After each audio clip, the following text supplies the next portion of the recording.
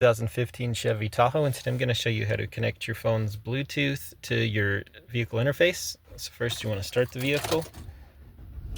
In a few moments, everything should load here. And then, of course, on your device, they're all a little different, but you want to make sure your Bluetooth is highlighted and turned on, and your menu's opened for your Bluetooth. This should be good enough for this moment. So then from here, you should see a little phone you can click. And then from here, you'll see a list of phones if you're already connected or need to delete a device, but we're gonna try to pair. All right, so then from this screen,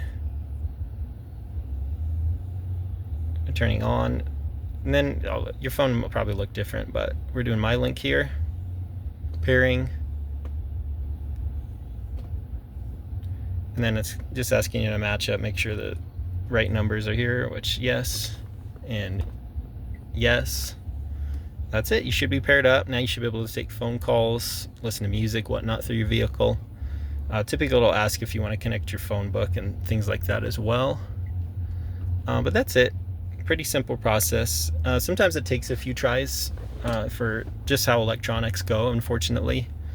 And then sometimes different models too, while you're actually driving, there'll be like a safety feature where it won't let you connect. You might have to park your vehicle first to be able to do it if you're having issues for that.